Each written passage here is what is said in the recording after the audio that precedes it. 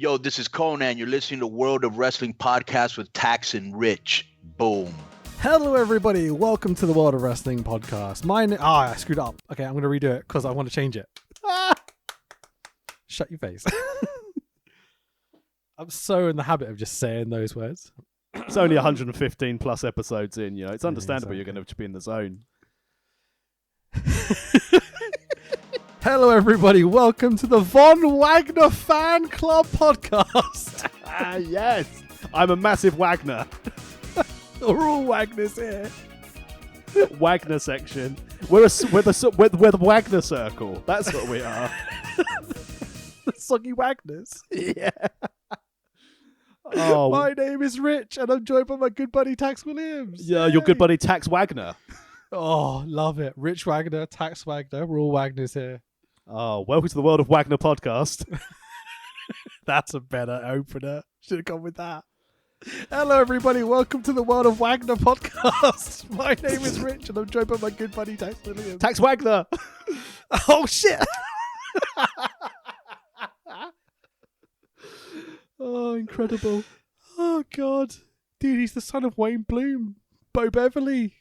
GOAT level fucking Beverly Brothers. Greatest tag team of all time. Our boy's boy has done good. He's a main event superstar. I mean, he's the son of the real main event of SummerSlam 92, right? Obviously. That's a given. Yeah. Beverly's Natural Disasters. Fuck Brett and Bulldog. Who gives a shit? Yeah. Von Wagner's going to win whether he wants to or not. Mate, if at some point he comes out to I'm just gonna mark out beyond belief. All I'll say about NXT work rate 2.0 bollocks. I don't need that. Kenny Omega can fuck off. Give me Von Wagner. All I'll say about NXT 2.0, you can tell Vince is involved. It's a case of, I knew your father. All right, Darth. And it's like, but we're not going to call you Cal Bloom. And I tell you what, here's a name of a 10-time world champion, Rex Steiner. You know what's not a name of a 10-time world champion? Braun Breaker. Man, it's as I said earlier today, like when we were chatting about this, it's Vince been watching like German art house movies, and he's just like, give them all really weird German names. It's gonna be great. Basically, Von Wagner, Rex Frankenstein. It's like the stupidest fucking thing I've ever seen. Why have they all got dumb German names? Who are you going to call this one, Vince? Oh, just call him Dave Ramstein. I've heard of them.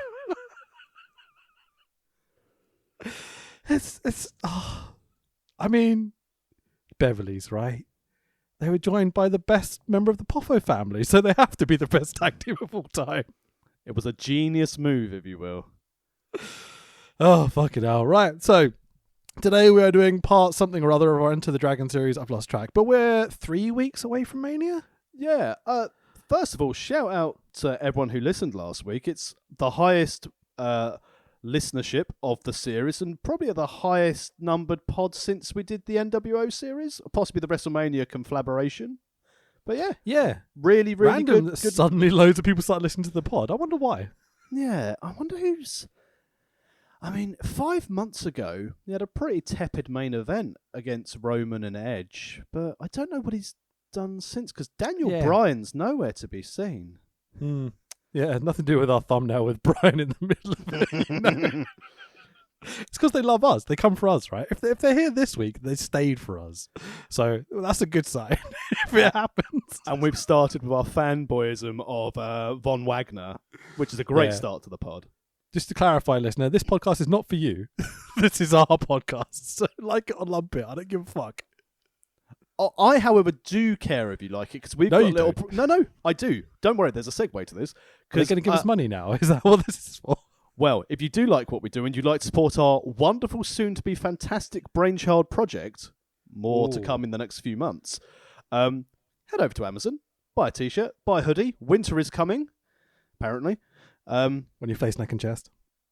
I don't even know what that means, but your face, neck, and chest. Winter is coming on your face, neck, and chest.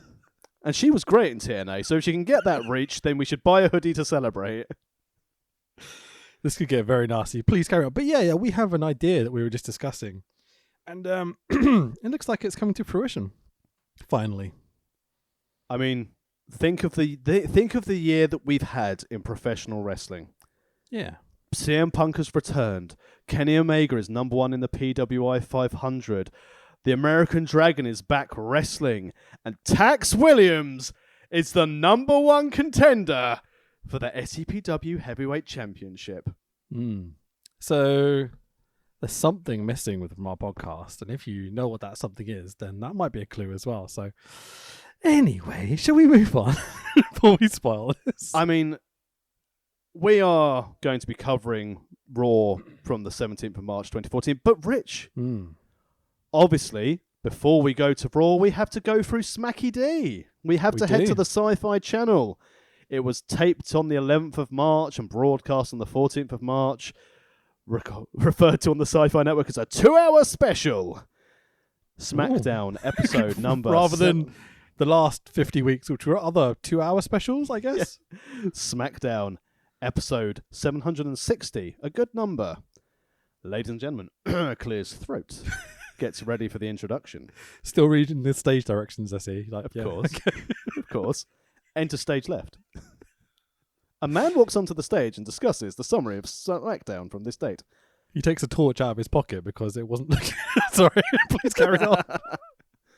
The road to WrestleMania raged on as the United Hounds of Justice made a profound statement of rebellion in a main event clash between Kane and Big Show. Well, Bray Wyatt ripped through Kofi Kingston en route to Big Match John, and Triple H responded to the occupation of Raw.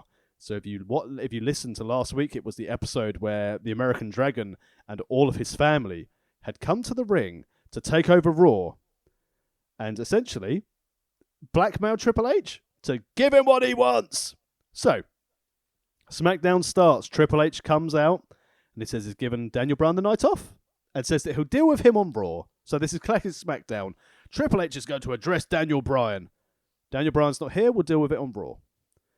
He mocked the WWE Universe, and it's forced the King of Kings into WrestleMania against a scruffy superstar. But as we all know, if the American Dragon, Bryan Danielson, wins, he's in our main event.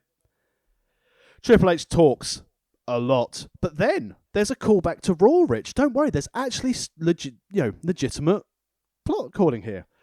Storytelling, what's that? Yeah, Rich, which wrestler came out during the Occupy Raw segment from last week on Raw? Oh, what, Sandow? Exactly. Triple H calls out Sandow. Ooh. Sandow apologizes to Triple H for not being able to follow orders and get Daniel Bryan out of the ring. So, can you guess what happens next? He was forced into a match with the Architect, Seth Rollins, and basically got the shit kicked out of him by the Shield. Sounds about right. Yeah. Last week, Hulk Hogan announced the 3-man Andre the Giant Memorial Battle Brawl. It is 30. And the one that Cena joined, then left, then joined, then left in last week's episode.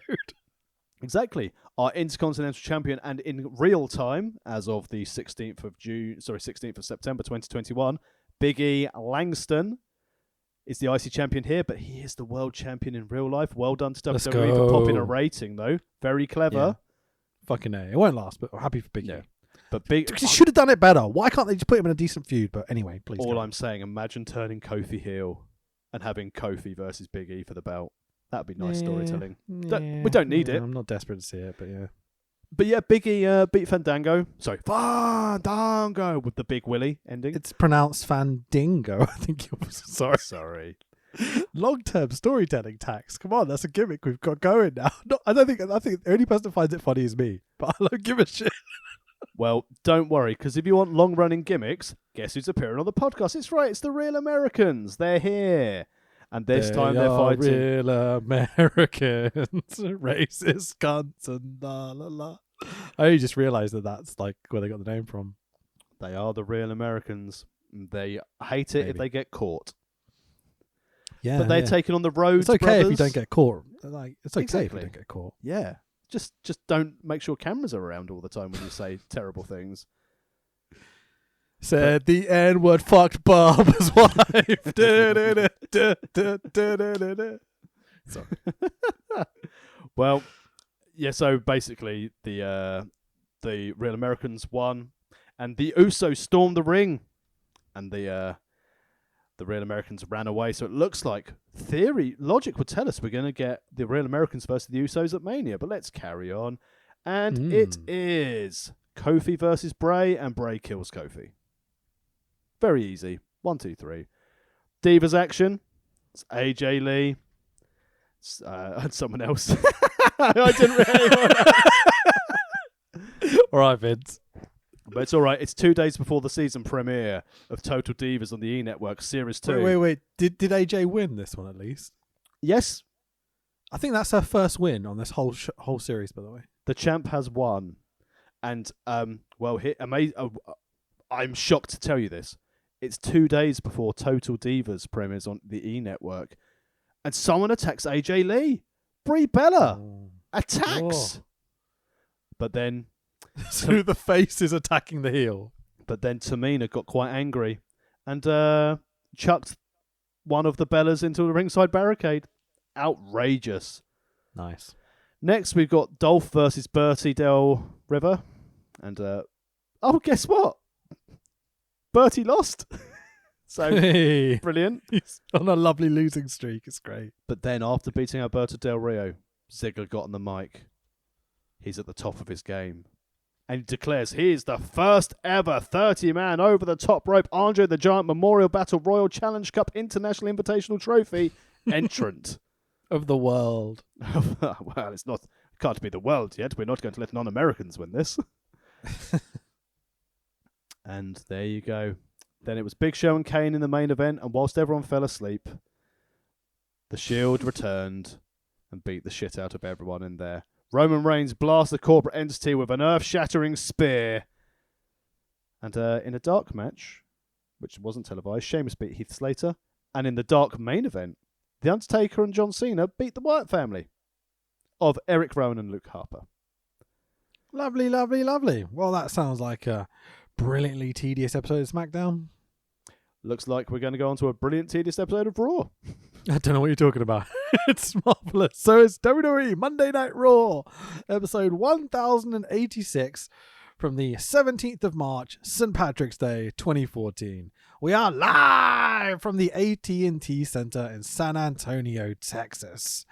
So I watched the Sky Sports broadcast version of this to try and get a perspective. Ooh. This was obviously broadcast live on Sky Sports and the USA Network. I'm assuming you watched the network version of this, the WWE Network. I did watch the network. Yes, and awesome. It's good that I did watch this episode of the network because it reminded me throughout this episode, once again, how I can join and log into the WWE Network with a really slow internet connection on the commentators' laptops. Oh, mate. It's bants when they get to the bit where they're demonstrating how to use it. They completely fuck it up this week, and it was brilliant. I had to screen cap it because I'm going to use it for memes and stuff. It's the best. I mean, how did Jerry Lawler have Tokyo Bondage Whores on his home screen?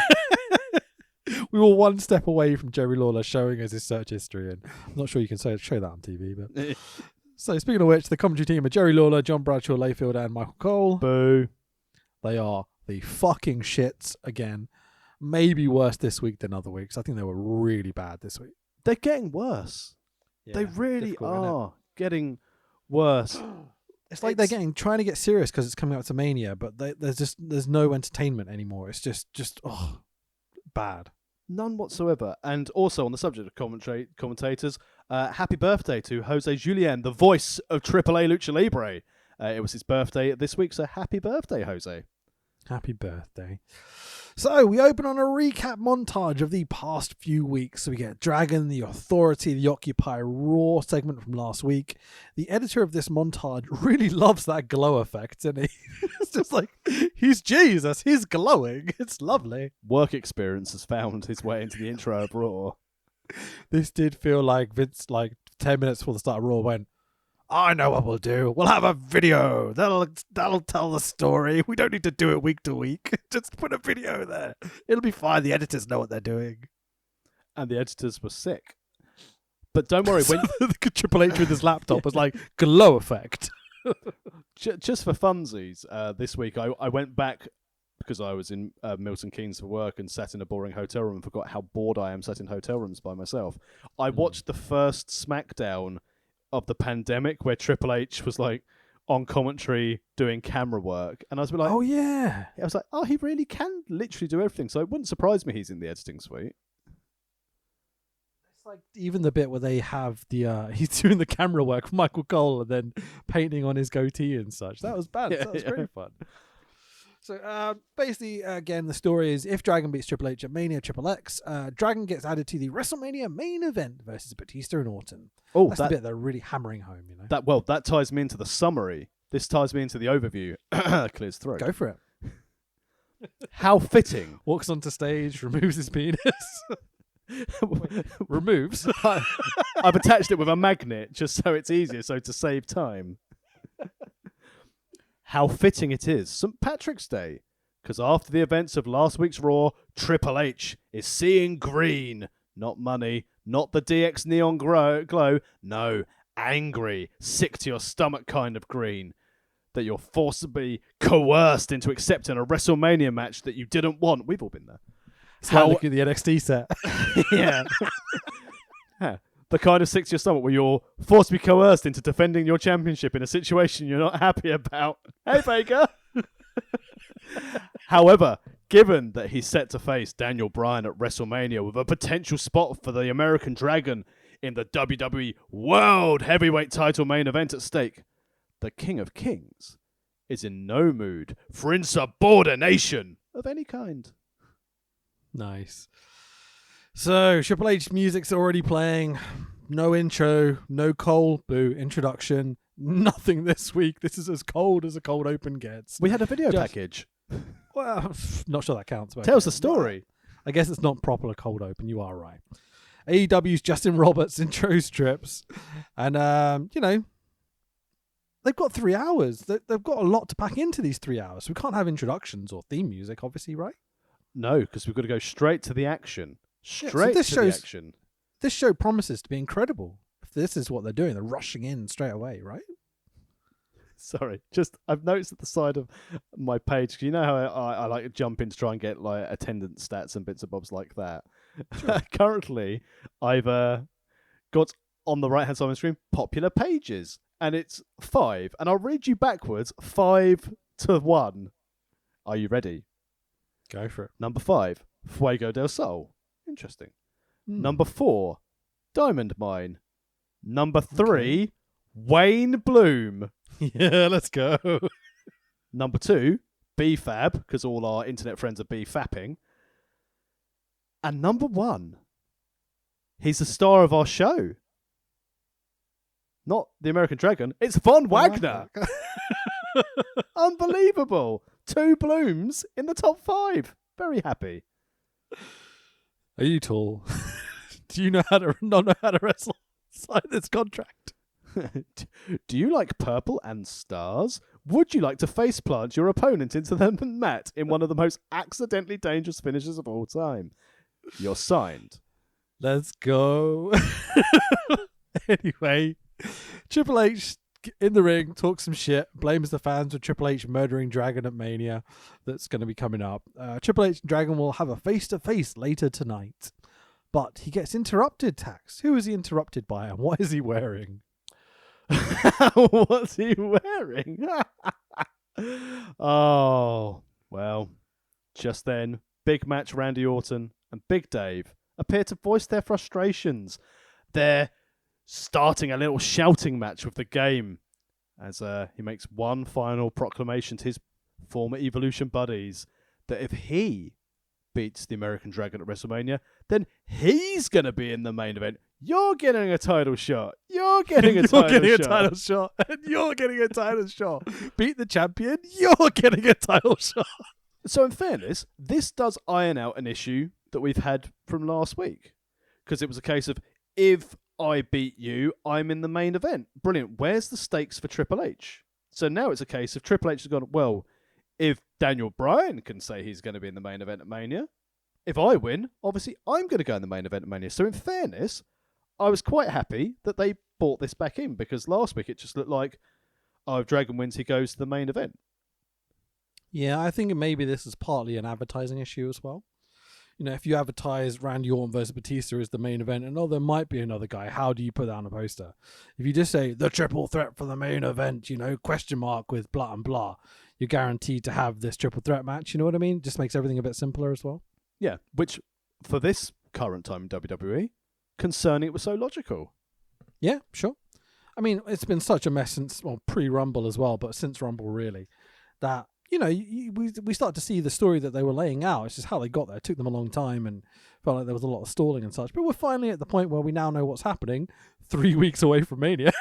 But, it's you can't... It's good that this is happening. And I like a lot of the storytelling on this show, I'll be honest. There's some good stuff here. Yeah. I mean, both Orton and Batista looking pissed off. And then Orton, the apex predator, dropping Batista with an RKO, and Triple H quickly exited stage left. The best bit here is when Triple H and Dave are going back and forth and Batista stumbles over the words Raw Rumble, and I'm like, dude, you're a WWE wrestler. Do you not know what this is? I remember. Yeah, it's great stuff. It's really, really fun. All right segment, like not horrific or anything like that. Like there's some bits where they're telling a lot of truths, no one cares that Batista came back. Orton sucks as champion. It's like, yeah, factually correct. Triple H does a great job of popping himself in this entire show. Yeah, he really does. There's a bit where Triple H starts to get pissed off with Orton and Batista and starts to leave the ring. And he has this glorious line where Triple H turns to them, scouring, and goes, maybe the old man was right. The only man you can trust is yourself. And a Vince reference in 2014. Happy days. Or Killer Kowalski. I mean, I bet Triple H regrets this line nowadays, but Basically, this was not scripted, and Vince was like, 7 years from now, I'm going to remember this one. Nick Khan's going to give you a heart attack, and I'm going to take NXT. It was me all along, Hunter. Work rate? Ability? Nah, muscles and racist gimmicks. That's all we need. I thought you were about to start a new Shield thing. Muscles. Roids. Did you watch NXT? Somas. High Life. Oh, okay. Hold on that gimmick. I'll do drugs next week. That'd be a good one. Okay, no problem. So Orton gives Big Dave an RKO for funsies. Raw is dissension. It's good stuff. Wait, the Ascension here? Yeah, sure. Another Ascension joke every week. I didn't do one last week because I thought we were both quite tired, so I thought I'd bring it in this week to re-frustrate you. Brilliant. The match graphic tells us Cena will chat to the Wyatts later tonight. Great. Racial stereotype Usos walk backstage in full gear. They'd fit right in on the new NXT. That's because someone spaffed paint over people.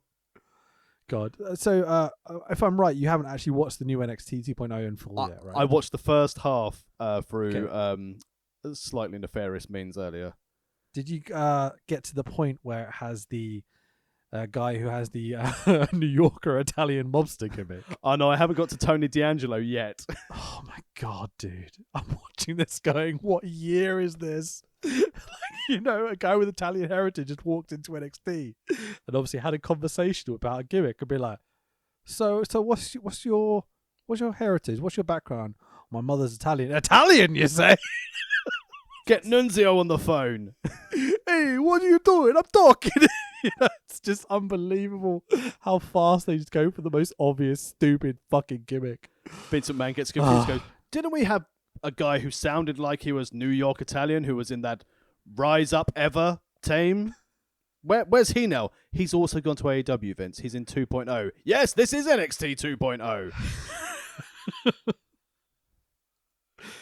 Get excited, everyone. It's a non-title match of the Usos, Jimmy and Jay, versus the I'm a Real Americans of Cesaro and Jack Swagger, with casual racist Zeb Coulter. Well, he's less racist nowadays, but can't drop the gimmick now. We're only 3 weeks away. And also, let's get more excited. They're not wrestling Big E. Hey, let's go. How many weeks has it been now? Maybe 8. 5 or 6 at least. It's actually been 8 weeks they've been wrestling, Including Big E. pay-per-views. They've been on the last, I think it's like 7 shows we've Jesus done Christ. in one way or another. Fucking hell, that's bad, man. I mean, it makes no sense because they're a tag and Big E isn't a tag team, and none of them are going to be wrestling at Mania in matches that matter, because I'm pretty sure they're all in the American, Andre the American Giant Battle Royal. Yeah, you know what I mean. But this was the thing though. So We'll it find looked out. like where Cesaro and Swagger were arguing so much, we were going to get Cesaro and Swagger. Cesario, the wizard, the wizard Cesario. The Wizard Cesario. Well, my pitch was Big E versus Cesaro versus Swagger at Mania for the IC belt, right? Yeah. Well, that won't happen. That's logical. I mean, it's on after this match. So first things first, right? Let's get the important shit out the way. The Usos are wearing silver and purple tags. Where are our heroes? They're huge Beverly Brothers fans, obviously. Doing the Standard. tribute, right? Yeah, standard. I mean, they're professional wrestlers. Of course they're Beverly Brothers fans. Von Wagner for life. For life, for life, for life. Like, just book him to beat everyone. Just Murder Clown book him. Just as a quick throwback to what we were talking about before recording, I sent a DM to Senior Clown. I was like, how much to get you over to the UK? No way. Okay. He has not responded. He's not responded yet, but I've got a savings account, and if he's into it, he can win. Well, last time we looked up how to get to Saudi Arabia, Fuck how off. much it was to get to Saudi. I mean, can't be that much to get from Mexico, can it? Well, no, because obviously he's a big lad, so I need to pay for him to be like first class. You know, Murder Clown would not expect. Fuck off, he's a anything less. wrestler. Put him in Stowe or whatever. I don't get. No, he's getting first class on the way here. He's going in coach on the way back. I'm not a fucking moron. It was a satirical joke about the state of professional wrestling's past tax. Come on, just work with me here. I know, and also I'm being classic me. Get him over here, nice. Put him in a Premier Inn, because if it's good enough for Lenny, it's good enough for me. And then send him back in Nice. economy, where his knees are under his chin. Okay, how much are flights from Mexico City to Gatwick? Let's find out.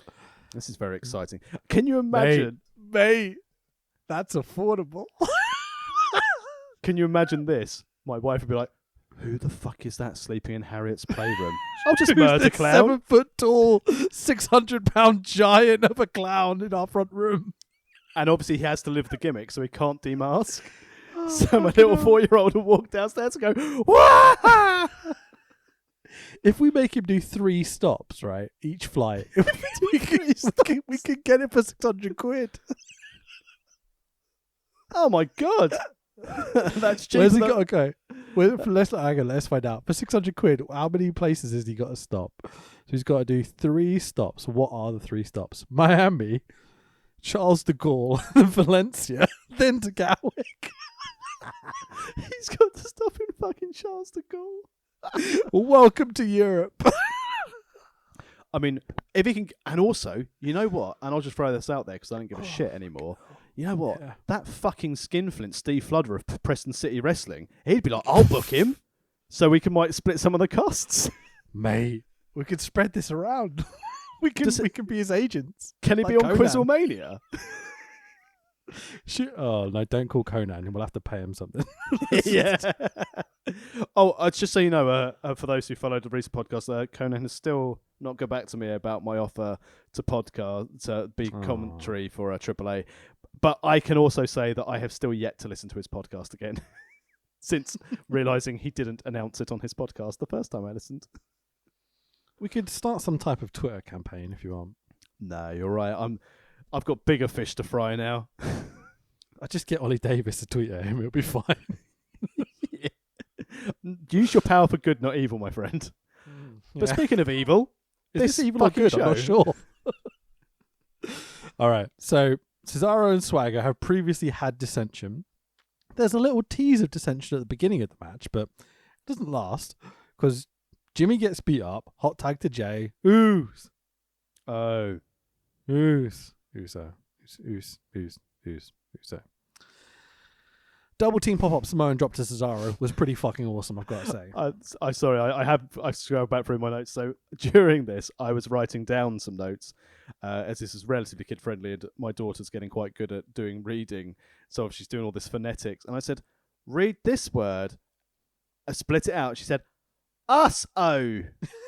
So you say us, I say oh. Us. So it's Jimmy and Jay us-o in this household. Us. No. Definitely not the best incarnation of the Usos, but they're pretty good nowadays. Anyway, double team pop-up Samoan drop is fucking awesome. Cesaro blocks off an Uso dive with an uppercut on the apron. Really lovely spot. Neutralizer, fucking hate that move. 1, 2, 3. Winners the Real Americans. Clean as fuck. Pin the champions. They're fighting for the rights of every man. This whole champions getting pinned every week. It's not sure how productive it is to the show. No, it's almost like they can't build big stars. Yeah. We, the people, is more over than anything the Usos have done. Although it gives me the wonderful segue, as you mentioned, like Gotch Pile Driver, to go, wasn't it nice that they played up the entrance music cock up with Suzuki as a disrespect angle after seeing everyone fucking kick off? Yeah, sure. I mean, I was disrespected. Bastards. But even then this week, I was like, all right, cars in array. Right, cut it. Cut. Had to get on with the show. Like, I'm going to be honest, I love AEW. Their show timings recently have been a bit bad. Oh, fucking hell, going off air with Jim Ross talking. It was terrible. Yeah, like for this New York show, they better give Kenny and Dragon at least half an hour in the ring. I'm talking minus entrances. They better give them the show. I mean, I would give them 45 minutes at least. Like, I would cut a couple of matches and be like, let's just give them an hour, see what they can do. Let them wrestle till Rampage. Yeah, 4 days. You know? In your face, fans who shan't fight forever, you fuckwits. Yeah. Still shorter than a tennis match, eh? And at least there's an outcome most of the time, unlike cricket, where it's a case of, we've played for 3 weeks and no one's fucking won. We've had a lot of sandwiches. And I know, like, you're a football guy. You're not really a movie guy. Are you a cricket guy? I can understand why you think I would be a cricket guy. Cricket's a load of shit. I'm not sure you'd have the patience for cricket. Like, I don't either. Like, I fucking don't get it. Like, I live in Canterbury, right? As you very well know. And we have Kent County Cricket here, which is like a major sports team. And I'm like, no one ever mentions it. Like, it's just there. Like, I'll tell you what, though, on the subject of cricket, I have been to a couple of cricket matches with, like, the floodlight cricket, which is under the T20 rules. Sure. And that's quite fun because they've actually got to try and hit the ball and get lots of runs. But they've actually got to hit the ball. That's a great line. But I tell you what, though, genuinely, there's a lot I like about cricket because for half of it, if you're the batting team, you're sitting, having a nice relax with your mates. Then you get a bit of lunch and a bit of tea.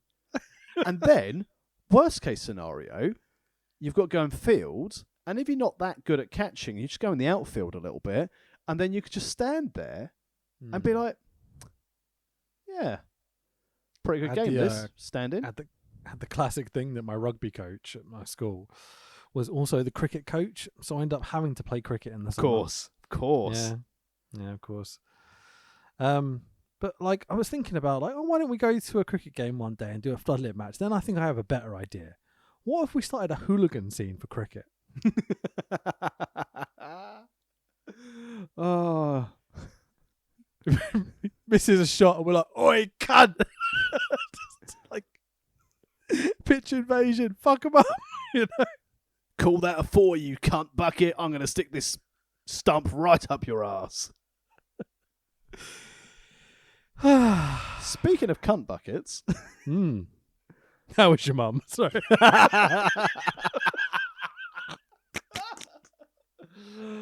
She's dead. No, she's not. No, just to me and my finances. Fuck. Dark. So dark. So, cunt buckets, please continue. I interrupted you with your mum joke because I'm a child. So, I think if I made my notes correctly, we're going to obviously have an Irish person on Raw because it's St. Patrick's Day. You skipped ahead like 5 segments, I think, if you were talking about the show. Firstly, we've got a WWE Slam City advert. Oh, for fuck's sake, where they've all been fired. Which is ironic because most of them have. Yeah. Did you catch the name of the bad guy in the game? No. He's called The Finisher. Fucking hell. And I'm like, he'd be welcome on a porn set, that guy. So I'm sure Tom would love this game. There's a SmackDown recap of Boring Kane versus Big Show, but sloppy, handy, insert, engorged, licky dongs. Oh, my mum again. The Shield are here to not help Kane. We're going back to Raw because that was all on SmackDown. Boring Kane almost apologizes, then admonishes the Shield backstage. Can Boring Kane count on a united front from the Shield? And Roman goes, believe that. It's great. I love it. It's so shit. I think I'd block this out because obviously having to look through SmackDown and seeing the SmackDown recap, I just thought, have I fallen asleep and it's replaying the last episode on the network again? Yeah. They probably cut the Roman promo because it was awful. Like, Kane is going back and forth with the Shield, being like, oh, I wish that you guys had come through for me and all this sort of stuff. And literally... Ambrose goes, I wish you'd just come for me. It's almost like Kane forgot his lines and just started improving, like, pro wrestling. And Roman went, I'm just going to say my line anyway. Believe that. And then they cut and it was like, oh no, what just happened? It was not great. But as you said, it's St. Patrick's Day, so mulleted Hornswoggle is here to hand some shit out to the crowd. But I'm afraid I've got some bad news, Tax. Oh no. Do we still have to do 3 more episodes of Raw? Is that the bad news? Yeah. Barrett is back to bang his gavel to climax. Ireland, booze. This would fit right in on the new NXT. Titus O'Neil is here, and apparently he's Irish. To be sure. He's got an orange goatee, and a drunk twat at the pub, oversized comedy Irish hat. I'm going to segue in here with an impressive drunkard story. It's wrestling Sheamus, by the way, but yes, go on. I was on a train up to Milton Keynes early this week. And to get there, I had to go from London Euston to Milton Keynes. It's one stop. It's about 28 minutes from Euston to Milton Keynes. It's quite a long stop, but it is one. Yeah. In the wonderful world of COVID. First class, yeah? Lots of available. Well, no, because the company are paying for it, so obviously first class. You have to be with the proletariat. Well, I did think I'd upgrade and pay out of my own pocket after this, because Johnny Fuckwit sat opposite me. There's a whole empty train. John Morrison was on your train. Yeah. Johnny Drip Drip came and sat opposite me. And I'm obviously being quite corporate, so I'm on like a Hangouts listening to people talk about me about things I think I should understand at work. Obviously with the camera off and on mute because I'm all masked up and everything. Johnny Fuckwit sits in front of me, and in the 28 minutes from leaving the train, actually leaving Euston to till I got to Milton Keynes, this man had necked 4 massive cans of Strongbow in 28 minutes. Delightful. So, yeah. It was a shameful thing. Lobster head. Nice. I was watching on the train with a woman that beat her child for about 15 minutes. It was great. I had to actually say something in the end. Yeah, and how is your partner? Yeah, she's all right. Kid didn't survive, but yeah. Sleep.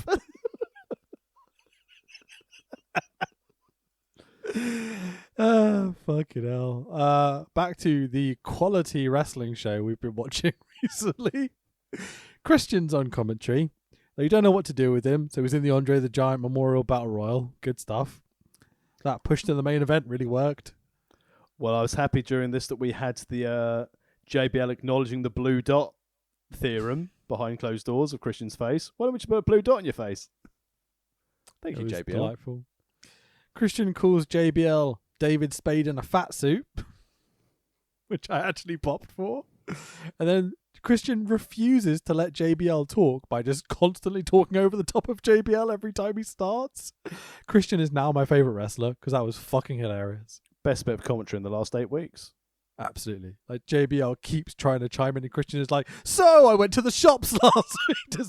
It's fucking so funny, man. It's great. Titus slaps around Hornswoggle. Titus gives Horny the sack of shit, but Sheamus catches Hornswoggle. Christian talks about beating himself on commentary. He's been hanging out with Wade Barrett. 1, 2, 3, Sheamus wins. Don't remember how. Bro kick. Okay, kick. cool.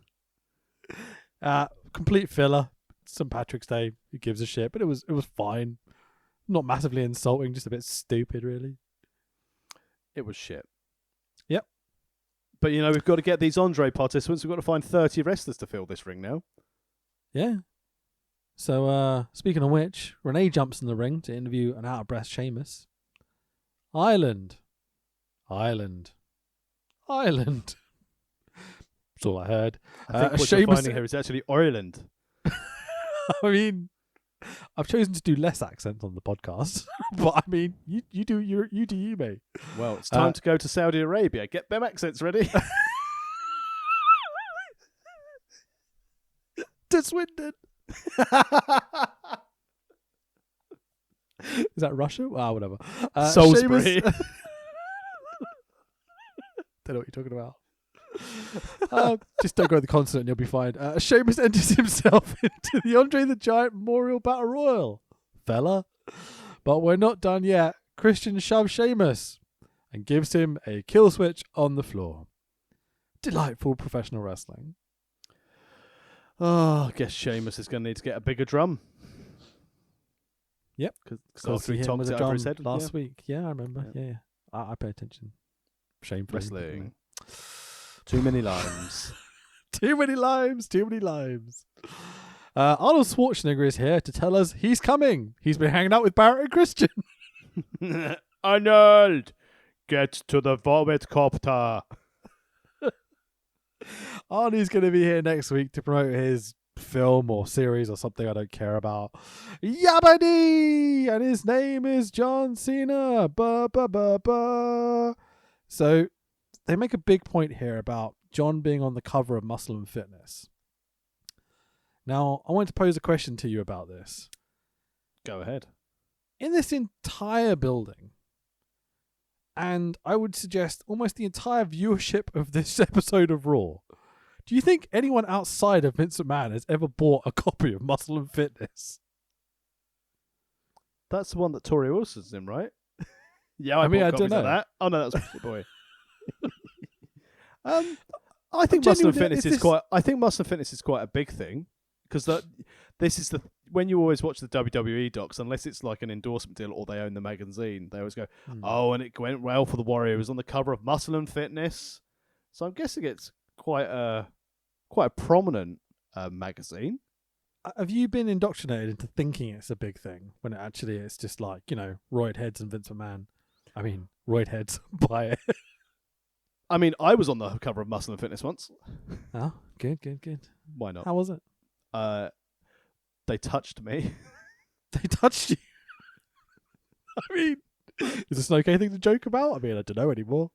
Let's move on, just in case. To the consulate in Swindon. That wonderful Saudi consulate in Swindon. Ah, Mr. Diplomat, what are you doing here? Don't worry, I've got many bags. Hello, comrade. Welcome to Swindon's consulate. It's jokes upon jokes for jokes. We're just way too cool for anyone listening. No one gets this, apart from us. Who gives a fuck? Or MBS is like, I'm gonna fucking slice their heads off if they ever come in this country. It's gonna be like a Belarus thing where they're gonna down a plane. No, you must land here. Oh dear, I can never fly east ever again. Only west. Just a reminder not to get your political opinions from this stupid fucking podcast. Apart from the good ones, we have some good takes occasionally. Rarely. It's all satirical nonsense. We're not real Yeah. people. Don't worry about it. We're bots. This isn't real. This isn't live. Hi, I'm Ed Winchester.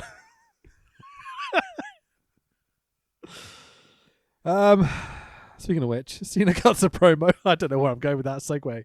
Ask Tax to go over it. Can you go over it, please, Tax? Well, basically, right, Reading so stage directions. Sorry. this is the whole thing again about Clear his throat. John Cena going on about people complaining that he always buries people and he does bits and bobs like this. And again, it's John Cena's on the verge of being out at this stage. He's done a couple of Marine movies. But do you know what's interesting? And the reason why I'm happy you threw this to me, I also, as part of my hotel room wrestling watching, I went back and watched the Firefly Funhouse. Oh, it's good, isn't it?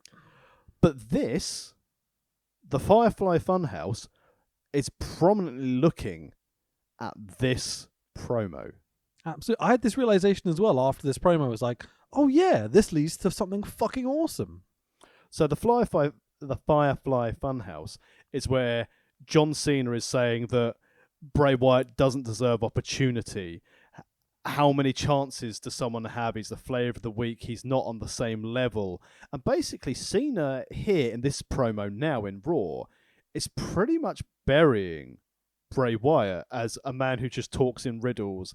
There's nothing special. It's the same thing week after week, which again is true, but you're not... Anything that John Cena has done in this promo, he's not sat there and gone, other than, I'm scared of the Wyatts. I'll admit it to you. I'm scared of the Wyatts. That is literally it. There's nothing that starts the promo, but he doesn't follow through with it, does he? No, I'm scared of the Wyatts. But pretty much after it's going, I have no time for their sheep masks. This is time to put up or shut up. No one can beat me. I've been here all around a long time. And if you want to be the top dog, you've got to go through me. Not the, hey, Bray Wyatt is the top star coming through this company, and it's my job to see if I can still hang with him. Yes, he's creepy. Yes, he's weird. But this man is at the top of his league. And if I still want to be in professional wrestling, I need to hang with these top stars. Therefore, if he beats him, John Cena has put over Bray Wyatt as a top star, and he's managed to succeed. And if Bray Wyatt beats him, you haven't buried yourself because you've beaten someone who you've actually outwardly come out and said, he's really good and I need to see if I can hang with him. It's promo 101, but all it is John Cena going, yeah, he's not very good. He's not in my league. He won't beat me at WrestleMania. He's got no chance. Make sure to use hashtag Cena's Legacy. What? Yes. What the fuck? Like, it has so much potential, and then he says stupid shit like that, and the fucking hashtag bollocks they're putting over on commentary, like, Just let them tell the story, guys. Like, even if it's not great, and Cena of recent years, like in 2021, like the last couple of like feuds he had, the bits of The Rock and stuff. Like, there's some great promo work there, some very logical understanding and stuff. Here, it's not as good as I'd like it to be. It's like that end transition of Super Cena, where he is just essentially just burying opponents, even in his promos and such. Yeah. I think he learned how not to do this, but he's not quite there yet. But even then, like, so the one other positive thing, he was like, I'm scared of the Wyatts. He's like, his rage and his aura makes me uneasy in a way that Triple H or even The Rock have never made me feel. It's like, yes, because Triple H and The Rock are Roddy Magoos. Yeah, it's you can see him working out how to work this. It's just not quite there yet. But then, AJ Lee, bleep bloop. Up on the Titantron appears Mr. Wyatt, the future leader of the Dark Order, and then he vowed to expose John Cena. Oh, big dong. Been hanging out with Arnie, Christian, and Barra backstage. But this is themselves. This is the good thing about Wyatt's promo here, which is something different to what he said previously. So, like, I paraphrase him, it's like, he is going to expose John Cena for the beast he believes him to be, even if it means Bray Wyatt has to sacrifice himself to do it. So Bray Wyatt there basically saying, I'm not going in for the win, I'm going in to hashtag beat up John Cena. So he's done his best to try and salvage some credibility when he knows he's not going over. But this whole feud is... really not there for me. Yes, we've had. I mean, this built up on the first episode of Raw we covered after the Slammies. You know, where it was let's qualify for the Chamber, and the Wyatts attacked John Cena, meaning that team lost, and the Shield got disqualified, and Cena, Dragon, and I assume Sheamus went through into the Chamber. But it's just not doing it for me. So you skipped over my little what's Batista wearing earlier because there was something silly there, but it doesn't matter. This was very insignificant. Did you notice what Bray was wearing during this promo? No. More significant. So you know when has his Mr. Muscle stuff in the Firefly Funhouse? Yes. He's wearing the black Cena t-shirt with the green on the front that Cena's wearing in 2014. Yes. He's wearing that here in 2014 in this promo. He's wearing the green Cena t-shirt with the armband as well. Throwback. Well done, Bray. I love Bray's little attention to detail and little throwbacks and clever little nuances he throws in there. It's like, I'm not the biggest Bray fan in 2014. I actually prefer his stuff later on. But these little setups and the way he went back to use that for the 2020 for the Firefly Funhouse and such. Yeah, great stuff here. Really fun. Do you think he's going to be the leader of the Dark Order?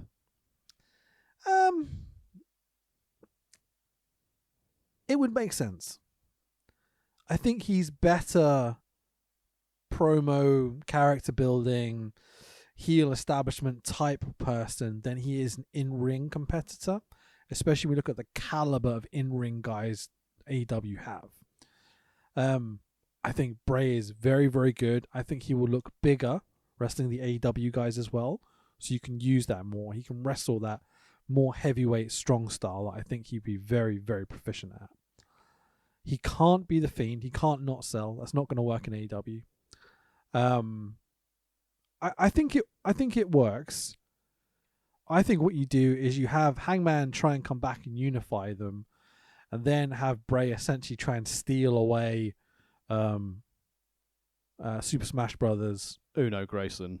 Yep, and maybe one or two others, and have them be a little heel faction of their own. I think heel factions work better with 3 or 4 guys rather than 8 or 9 guys, you know? Yeah, and leave people like Cabana and Silver and Reynolds left over as the Dark Order. Sure. And then obviously you do Bray Hangman. Bray doesn't need to win to be good, effective and good. You can get Hangman over. Then build Hangman back up to Kenny Omega, because I don't think he's going to drop the belt to Dragon quite yet. Doesn't make sense to me. No.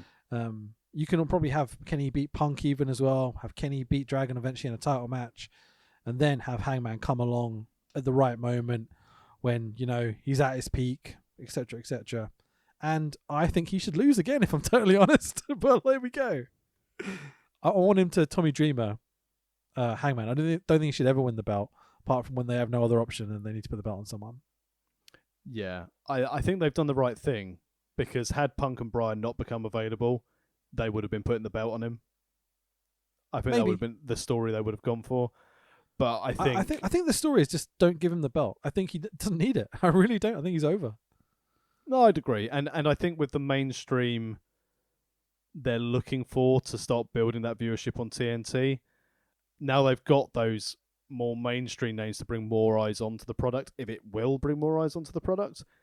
Putting it on Hangman at this moment in time wouldn't be advisable. But I like your idea of Wyatt versus Hangman. I think that story would be able to keep Hangman occupied for like 2-3 months. Yeah, easy. You can build him up as well and have him lose and have him win, and you know, they can have a proper feud here where both guys look strong. But at the end, I think Hangman needs to go over really, really strong, like in some sort of deathmatch scenario or something, you know. When are we getting Punk versus Cabana? Yeah, I wonder what that's like, because I don't think anyone's got the balls or wants to rock the boat too much to ask that question to either of them in terms of interviews and such. Imagine being the person that's, you know, asks that question and gets told to go fuck yourself. It would not be a good place to be in terms of being invited back to AEW shows in the future. Should we ask Louis to ask it? He's young, he can bounce back. Yeah, maybe. He could be the new Brad Shepherd. I don't want to speculate or anything. This is obviously, you know, I have no actual concept of what their relationship is like. I imagine it's very much you You don't bother me, I don't bother you. We both just work here scenario, you know? Yeah. I mean, what's a couple of million between friends? Yeah. Get excited, everyone. It's another non-title match. But this time, it's a no DQ match of... I never quite know what to say. Daniel Bryan, I guess, because it's 2014. Daniel Bryan Danielson. Yeah, exactly. Versus the 2-belt WWE Unified World Heavyweight Champion of Champions, Randy Orton. Belt wanker. Yeah, exactly. Nice pop and yes chance for Dragon. His pop definitely seems to have died down over the last few months. They've certainly done well at calling him off. Well done, WWE. Yep, 3 weeks out of Mania. Great work. Build that big star. Cole recaps Triple H's promo from earlier and gets the stipulation wrong. Which is really good. He talks about how, Triple H is going to be in the triple threat. And JBL and Cole are like, no. I'm sorry, JBL and King are like, no, that's not how it goes. It's whoever wins between Dragon and Triple H goes into the main event. And then King goes, yeah, but Daniel Bryan being in that main event is great, isn't it? Like, you fucking moron. They got it wrong twice. Michael Nee would be upset at this commentary. Like, I know every week we say how bad the commentary is. I'm starting to think back to when I was watching these shows. Honestly, this combination of Cole, King, and JBL, either of them being on commentary, I think, really genuinely, I think this drove fans away. I'd not thought about the audio presentation getting rid of people, but now you say it like that, you know, they're the narrators, and if you've got a shit narrator, people are not going to listen. I think it's a bigger problem than maybe a lot of people consider, because watching these shows, there's actually some okay stuff on it. It's a reasonable wrestling show. Like, when you really break down the concept is there's two people going out there creating a live action sequence, sometimes off the fly, sometimes with some very minor preparation or whatever, you know what I mean? It's an incredible art form to see performed like to this level. And the fact that these three fucking idiots at ringside can't keep you entertained for a couple of hours while this is happening in front of you is genuinely astonishing. And the numbers die around this time. They really do. 2014, the numbers start to hit the fan, and it doesn't get much better anytime soon. Do you think we'd enjoy this more if we had Hugo and Jose from Triple H just calling this action? Not the combination I'd pick, but well, the reason probably why better than Michael Cole and JBL. The reason why I ask this is because I was going to save this for later on in the night, because when they really start shitting on things after the King and the Kane segments, which we'll get to later, and obviously then the Planet Funk stuff, it really got worse. This was the I mean, it was bad up to this point, but this was the turning point. So do you know what I did, Rich? Did you turn off the audio? One better. I turned off the audio. Spanish commentary. And turned on Spanish commentary. What a great idea. And you know what? Really fucking enjoyable. So from was this Hugo point... on commentary? No, Hugo wasn't on commentary. Damn, he left by 2014. Yeah. Okay, fair enough. So all I'd say is at this stage, after this match, so after Dragon versus Orton, if you want me to comment on anything the commentator said, I can't tell you about it. I'm doing that next week. I'm going to watch the network version just to experience the Spanish commentary. Oh, that's such a good idea. Arriba, Arriba. At least they sound excited to be there. I mean, what more can you want? Even learn some other language. Brutal. Is there Chinese and German commentary and stuff available? Don't you worry, I'm just going to check to let you know. So carry on with this match while I check what other nationalities we can have a look at. This is a great idea. Can we learn Korean, maybe? That'd be fun. Without causing too much significant offence? I mean, I'm not going to try and repeat it with an accent or anything like that, you know what I mean? But just to learn it would be really But cool. why not? No.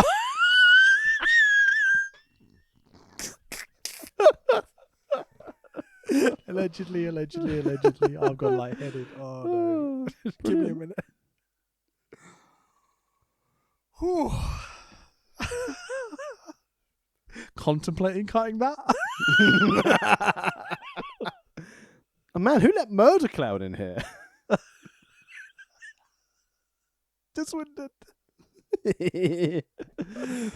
Burrito. Oh my god. Brutal. Where did we get to in this match? Oh, who gives a shit? Orton. Oh, Orton's like, working tonight. It's a revelation. Oh yeah, I'm very he's aware. actually turned up to play. Yeah, it's great when Randy actually wrestles and works the crowd. It's kind of amazing after 8 weeks of him just literally calling it in over and over and over again. To see him working with Dragon, it's fucking great. It does show that Orton can wrestle. Yeah, he gets a lot. He gets a lot of flack when he wants to. He's quite good at what he does. It's just a shame that he spent about 14 years not giving a shit. Yeah. So, I mean, he even times it well. Dragon's in the corner, beat up. Orton starts working the crowd, literally putting his hand to his ear and pointing out people in the crowd and talking shit to them, which leads to Dragon hulking up and driving into this kind of frenzy attack. It's brilliant stuff, man. Like hulking up and doing all the good babyface stuff. It's really lovely. 1 or 2 PG hardcore spots here and there, but really this is not much of a hardcore match, let's be honest. They've got the cane out again. There's like 1 chair shot, I think, and that's about the extent of it. Very, very limited no DQ-isms. Yeah. It kind of makes sense because, 3 weeks until Mania, don't want people going through fucking thumbtacks or anything stupid, But, I mean, it felt a bit unnecessary to even make this a no DQ match, really, to me. Why are they wrestling each other? I know that Orton's still trying to ingratiate himself to the authority, but as you said, we're 3 weeks from Mania. Why are you giving away potentially 2/3 of your main event? Yep, absolutely. Out of fucking nowhere, Batista is back to spear Orton. What a shocker. Did anyone really think he was leaving earlier? Bombaye to Batista, just to get him out of the ring. Dragon pins Orton for the 1, 2, 3, and again, a contender pins the champion. Dragon pins Randy Orton, the WWE Unified 2-belt wankery chap. Absolutely, not clean as fuck because Batista gets involved, but he pins the champ. And again, you say clean, it's a no DQ. So technically, no rules, clean victory. And Batista came out because it turned out Orton had done a shit in his bag. Batista bomb to Orton, just for funsies, return from earlier, 50-50 booking. Batista looks dramatic as commentary put over, what if this happens at Mania? Dragon will be the champion. Well, maybe, because everyone always shits on WWE with the classic WWE booking of, you lose going into the pay-per-view, you're going to win. Maybe they're doing this going, Dragon's not going to get anywhere near the main event now. Well, he beat the champion, but Daniel Bryan, you are in the main event against Triple H in the opener. Yeah. So, did you find the languages? I didn't, because for some reason on my TV, on the smart TV app, I have lots of options, but on the app, I only have English. So on my Samsung TV, I have a drop down of languages, but on my phone, I only have English and English captions. I can't even put foreign captions on the app. Bloody racist TVs. Well, no, Samsung TV, it's all on board. Bloody Apple, racists. It's not as funny, but okay. But Apple, it's okay as long as you don't get caught. Yeah, absolutely. Yeah. The Hogan methodology, as we like to refer to it. He's gone full Hogan. So this is probably the best bit of the show, where commentary do a piece to camera. Network $9.99. JBL doesn't know how to use a laptop. King doesn't need to. King tries to use an iPad, but swipes up rather than to the side. I'm like, Jerry, do you not understand directions? Well, this is how I tease the cat. I always swiped up. Oh, delightful. So Lawler gets stuck and says he's going to punch his iPad. And Cole steps in and goes, You can use your WWE device. I mean, mobile device. Like, fuck this bunch of idiots. America, what a place. Fairness, I like none of this. I can't find any positive at all. Paul Heyman will be here live next. Come back from adverts, and Heyman is standing at the top of the ramp with a microphone. Ladies and gentlemen, pauses. Texans. Fucking pants. So funny. Oh, can't get away with that nowadays. Undertaker 21-0 will end at the hands of Lesnar. There's a Mania video montage to go along with this, where like they highlight Undertaker's won lots of matches, but look how big and scary Brock is. He's gonna murder him, even though he's dead already. And also, within this video package, it was a case of, and look how easily you used to be able to get out of people, but now you're struggling. Now you can't beat people as easily. You've got to have two goes at people. And one of the things I like about this is how good the video package is, and just Paul Heyman being a case of, right, Paul, so you're not actually wrestling in Mania, but both The Undertaker and Brock Lesnar can't give a fuck to come to Texas, so you've got to sell the match by yourself with no physical contact. And I know we're getting a bit samey, but he did a very good job, including like the end lines like, I know it's an uncomfortable thought, but on April 6th, The Undertaker and The Undertaker streak will rest in peace. And it's like, oh, that's very nice. That's very good. I mean, yeah, it's definitely not his best work. But it's 3 weeks from Mania. Neither Brock or Taker are here. Like, you know, the thought process I kept having while watching this was, hit me with your thoughts. Doesn't Undertaker live in Texas? Yeah, but you know, he's only got a number of dates on his contract, and he's not going to waste one to come straight from his house. Couldn't be bothered to pop down the road to San Antonio to be on Raw to promote his WrestleMania match. You're like, fuck, okay, fair enough. He's probably in Florida at this point anyway. You know, WWE and everyone's in Florida nowadays, aren't they? Can't make the mileage claim. Yeah. It's not worth it. I mean, yep, it builds a little bit towards Lesnar and Taker, but I mean, this is not the segment I'm going to remember from this feud or this show at all. No, but the video package was good and the concept was good. That he can't win as easily. He's not as dominating. The last few years we've had doubt that the streak may end. Since WrestleMania 21 when he wrestled Orton and we had so many near falls. Yeah. That's sort of good, put it in good doubt. Is a yeah. I'm sorry, I didn't interrupt you. Good is a fine word to use for it. It's not better than good though. You know what I mean? Yeah, it's good. Okay. Triple H and Steph chatting to each other backstage. Steph angry. It's all good. Ooh, I like an angry Steph. Triple H will take care of it. I'm sure you will. I took care of it in that hotel room. Steph got my goes, gavel. You better. Like, whoa, it's And getting that- filthy in here. And then splunged all over the mirror in the hotel room as I watched myself. You've been hanging out with Arnie and Christian. I learned from the best. I put a blue spot on my face just to make sure. Love it. So, Summer Dango Fanray are here. Not sure if that worked. I don't know if you've noticed, but I've been casually getting their names wrong every single week for about 4 or 5 weeks now. But Yeah, this one was a push. This one was a push. deliberately slapstick stupid. But anyway, it doesn't matter. The best thing about this segment is they're not wrestling Santino and or Emma. Exactly. They must all be on like a tour somewhere. Yeah, praise the good Lord. No old age outlaws. Yeah, oh yeah, they're not on this show. Fucking brilliant. That's why it was a bit more tolerable. So the match is Fandango with Summer Day versus Goldust with Cody Rhodes. Because, you know, valets, am I right?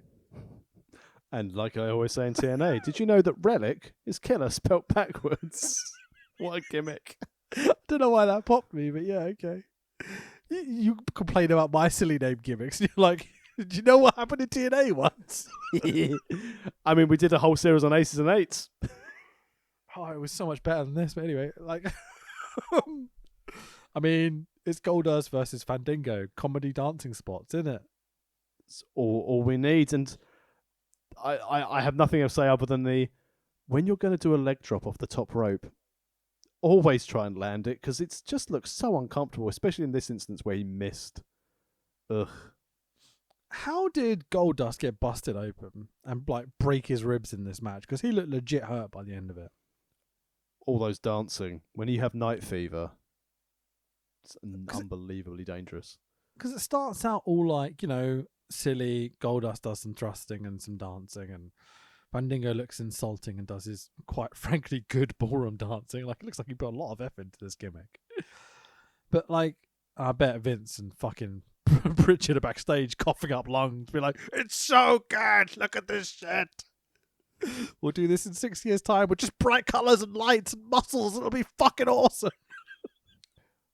Vince, Or I've got an German idea. names. I've got an idea. Yeah, I was gonna say, what we need to do is get some kind of German techno in here. Well, I'm not hiring Alex Wright.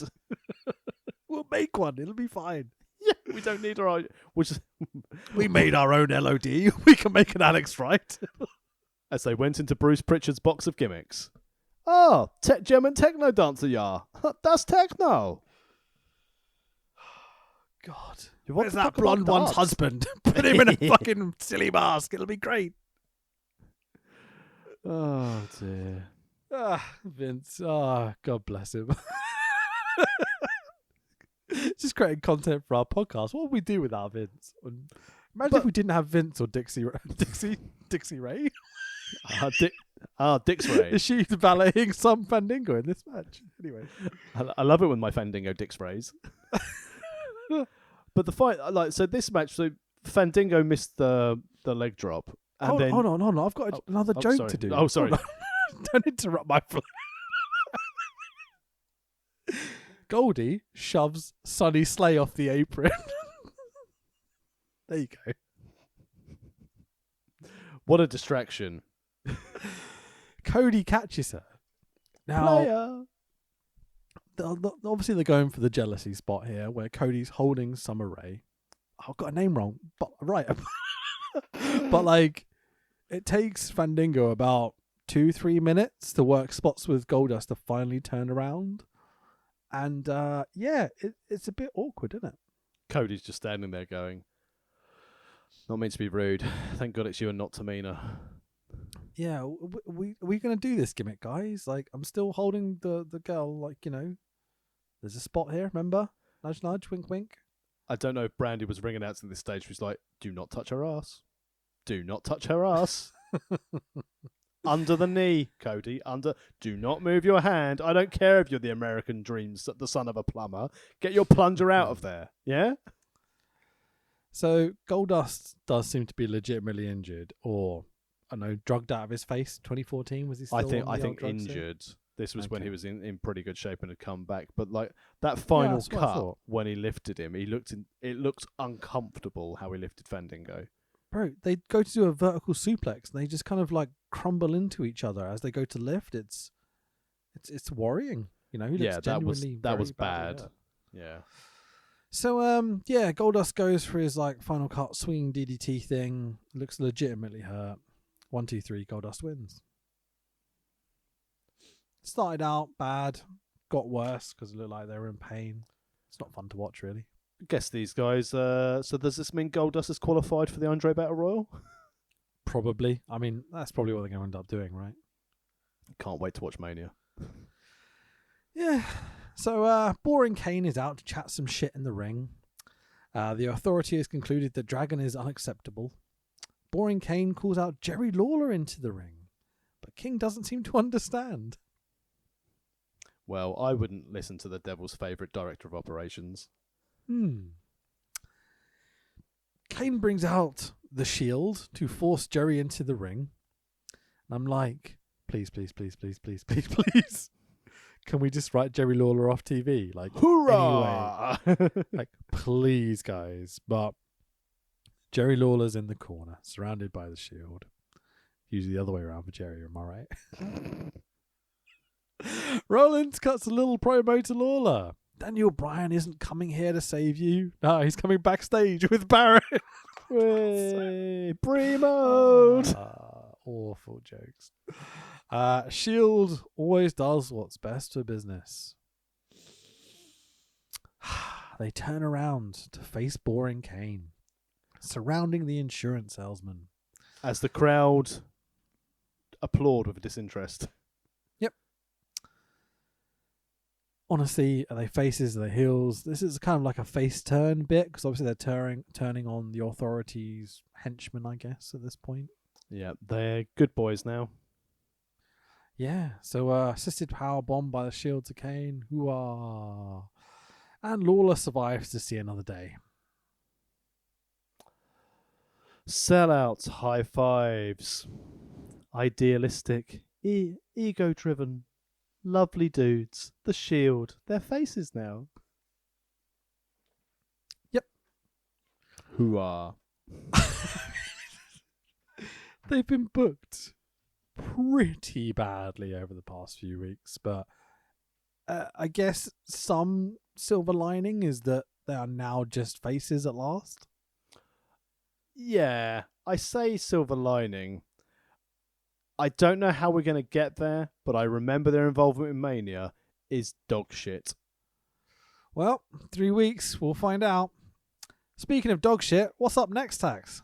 Funk is on a roll. Funk is on a roll. Yar, Pirate Naomi's here to save the day. I got Barrett's spunk in my eye. Stings. No, Sting's not here. No, it stings.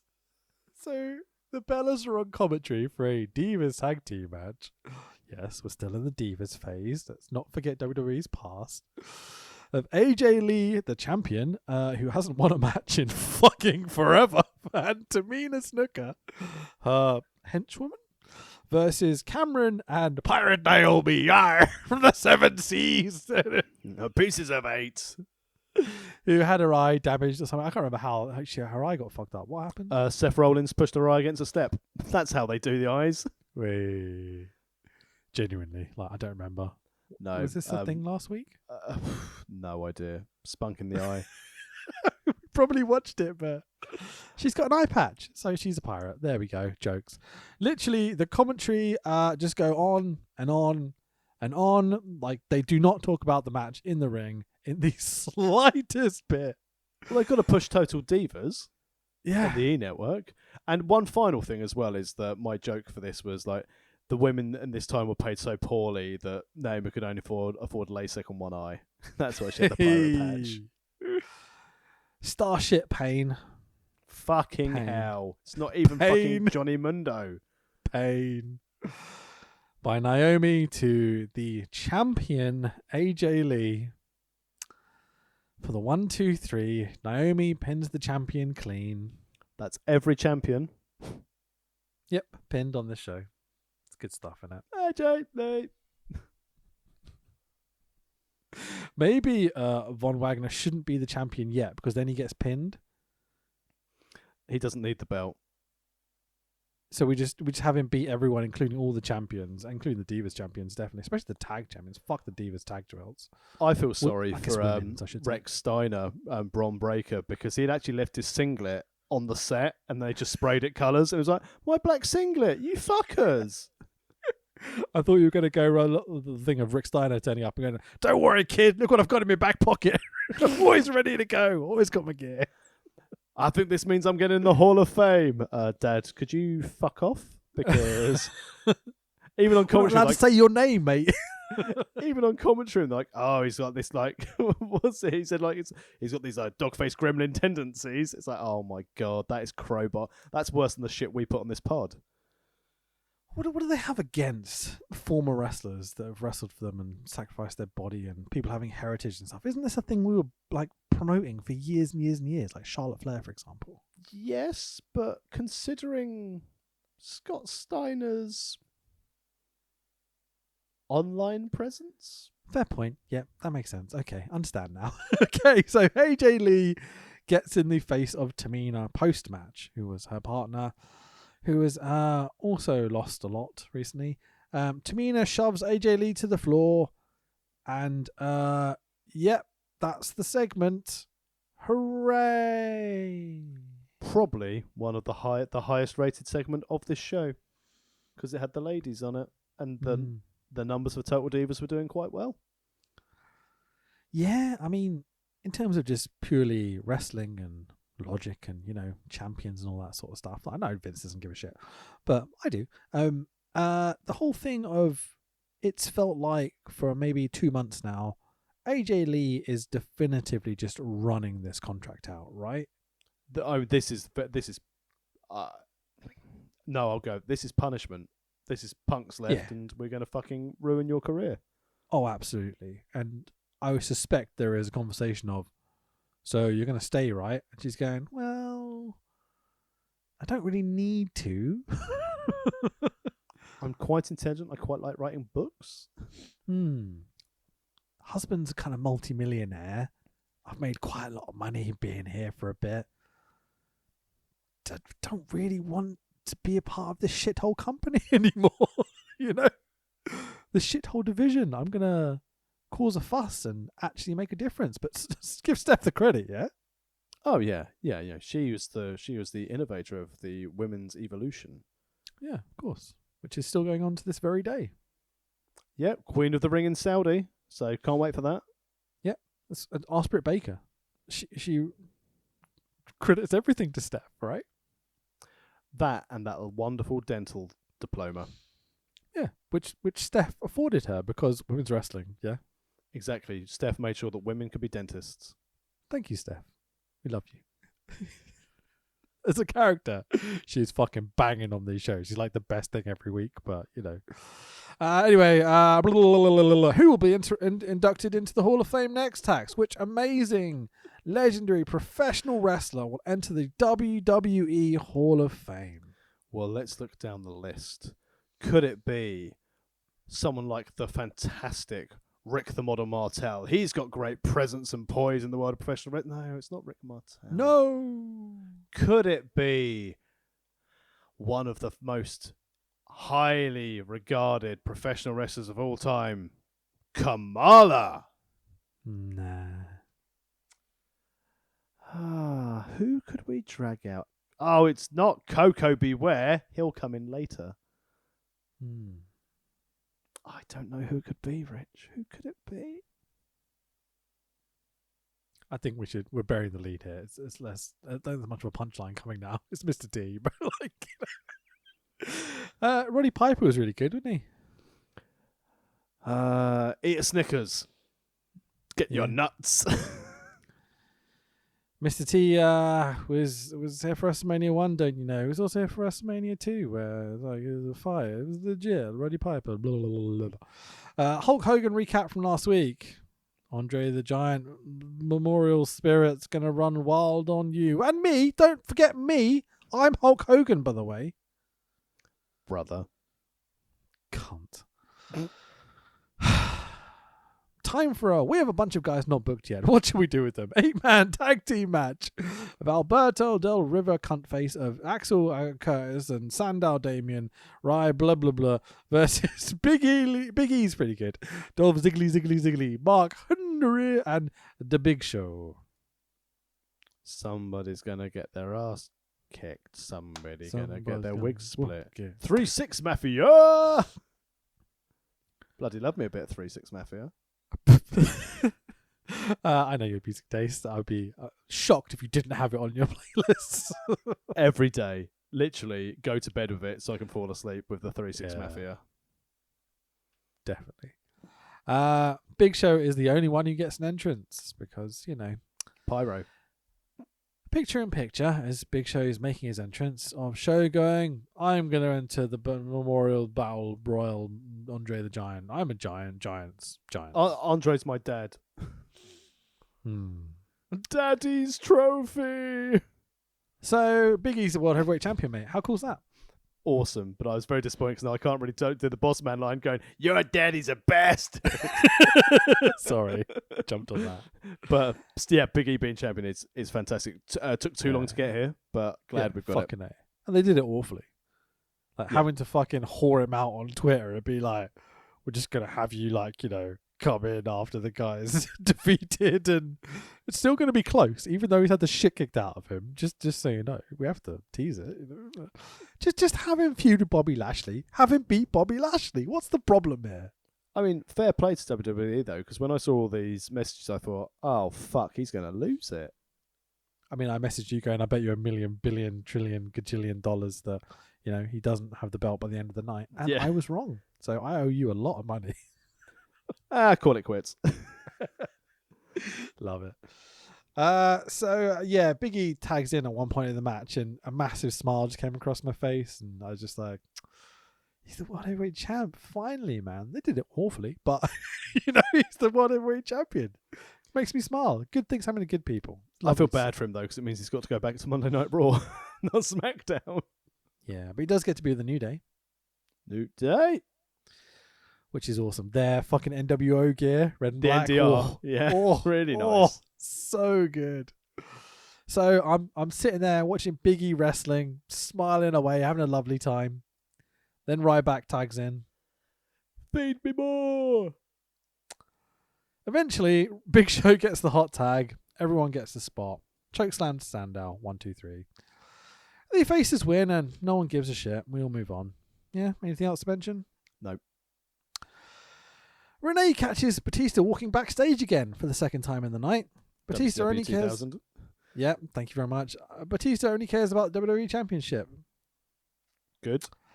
Bella's air hostess's WWE Network ad. I am confused. You can't even use an app on a plane. You can enter me here and here and here. The title of the fucking podcast series. Good stuff.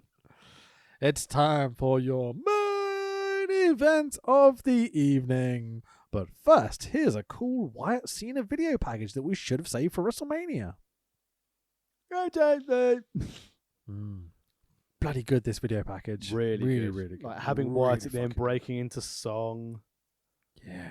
Beautifully done. But no Bray entrance. He's just in the ring when we come back from ads. Yep. Seems a shame, considering, that's probably the best bit about his gimmick.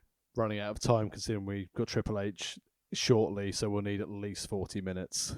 Yeah, Triple H needs 20 minutes at the end of the show just to warm up, So the main event is Kofi Kingston versus Bray Wyatt, who's accompanied by Eric Rowan and Luke Harper. My notes simply go like this. Bray does creepy shit and essentially squashes Kofi. Abigail's kiss for the 1, 2, 3. Nailed it. Cool. Rowan needs to wash his boiler suit. Yeah, absolutely. Nothing else here? No, I said the video package was really good. But yeah, they needed to get him a win, get him some momentum. Poor Kofi. Yeah, and Kofi wasn't booked yet. So out you go, son. Stare up at the lights for a little bit. Not a big deal. You'll be fine. See you in the Andre. You'll get a payday. Exactly. You get a payday. You get a payday. Zack Ryder, you still don't get a payday. Oh, he is so fucking good right now. Oh my God, I love it. Matt Cardona. Oh, I'm touching my nipples. Oh man, things I never thought I'd hear you say. He's the best heel in wrestling right now. I'm desperate for him to jump to AEW and keep this character going. More than MJF? Well, Metheny? I mean, come on. Yeah, true. MJF is pretty good. Oh, and also MJF is Lashley. Yeah, I love Lashley. I really love Lashley. Give me Lashley Brock. Give me Lashley Brock. Why they didn't do it with the belt, I mean, whatever. Arnie tells us that he's going to be coming again. Okay. Double doses.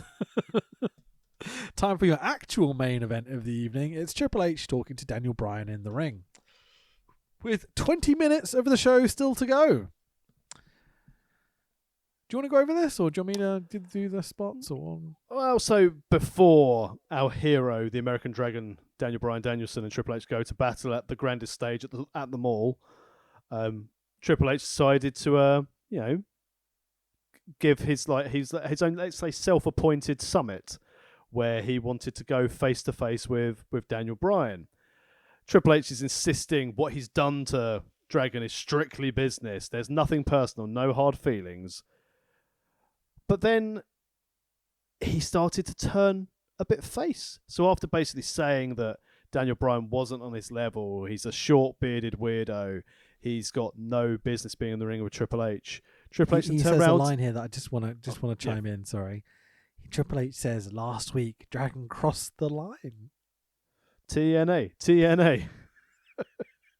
Please continue. But then Triple H suddenly turns a bit face, and he commended Daniel Bryan. It's like, we've thrown everything at you. You've eaten, figuratively, it's like you've eaten a shit sandwich. You've shown a real man's resilience. And then Triple H said he's earned his respect. Triple H then reaches out his hand as an olive branch. The fans start chanting, no, no, no, no, because we all know what's going to happen here. But I didn't expect this. Daniel Bryan refused the handshake and Triple H said, oh, well, okay, I understand. I would have done the same to you. I would have actually done a lot worse, buried you further. And then Steph comes out with security. The Guardians of the Independents are here. I tried to look through the independent police officers and couldn't spot any professional wrestlers, but they then go into the ring, surround Daniel Bryan, while on the outside, Triple H and Stephanie argue. So she's saying, you're embarrassing me. If he embarrasses you, he embarrasses me. And Triple H and Stephanie are arguing. At this time, the police officers circle our hero. And then they start to beat him down. The police officers, unprovoked. Daniel Bryan's just standing there, saying he'll come along with no questions asked. It's WWE, and they get lots of arrests. Bad rep record. This is why the Usos are staying hired, because WWE don't know what's kayfabe anymore in these police arrests. Did you get the political bit here? Continuation from last week with the Occupy movement and the police officers holding down Daniel Bryan and him going, "Get off me! Get off me!" Oh yeah, and again he was selling it as like a man who's being arrested. Like, I know what the chaps who all blocked off the motorways around here, was it Insulate Britain? They blocked the motorways. I assume they'd be doing the same. But then they beat the shit out of Dragon. Triple H then comes back in and says, hey, no, what are you doing? What are you doing? Back away, back away. And then Triple H, with another acknowledgement breaking down the fourth wall, goes, guys aren't even real cops anyway. And then he helps up the Dragon and beats the shit out of him. Literally for 12 minutes, all we have now is Triple H beating the shit out of Daniel Bryan, going to injure what looks like his left shoulder for a lot of this. The reason why I mention this, I think we're going to need to check this and look back at this next week. But he beats the proper brutal beatdown. Daniel Bryan keeps trying to fight back, considering he's handcuffed at the moment as well, like lunging forward, headbutting Triple H. But Triple H beats the tar out of him, pulls him over to the ring post. He's leaning over the hardest part of the ring, and Triple H takes a chair and swings it. Daniel Bryan is laying motionless. Steph looks like she's just creamed her pants and is aroused by the violence that her husband has inflicted on Daniel Bryan. Trips pulls Daniel Bryan into the center of the ring, takes off his shirt. I feel inferior. And Steph comes in and they canoodle over the fallen body of our hero.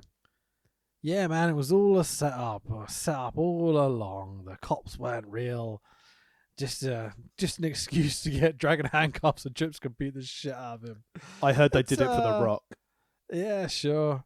I love Dragon's big sells, and the whole way through, Steph is shouting and encouraging Triple H to make him pay. And like Steph's doing her own little yes chants, and Steph starts to slap Dragon at occasion, and Dragon just comes back at her going, "You hit like a girl." And in fairness though, like the slap after he shouted like "You hit like a girl," my God. she fucking walloped him. She hit him so fucking hard. What a stiff cunt she is. And you could see Dragon was going, "No, Steph, we're selling this. Hit me fucking hard." She goes, "Okay." Like, oh no. Dragon immediately shuts up after that. It's well funny. It's like, pretty going, much. "No, come on, lay it in." And she's like, "All right." And he's like, "Don't lay it in. Please don't lay it in." I still like the fact though that we had similar things to this when a few years later when we got Brie versus Steph at SummerSlam, and fair play to Brie, fucking clocked her right back. It was excellent. Awesome. I love how this finishes with Triple H and Steph making out over the dead body of Bryan Danielson. Triple H goes, "Fuck it, there's still 20 seconds, grabs a microphone and goes, 'This belongs to us. There is no yes movement.' As Steph taunts Dragon with the handcuff keys that she had around her neck.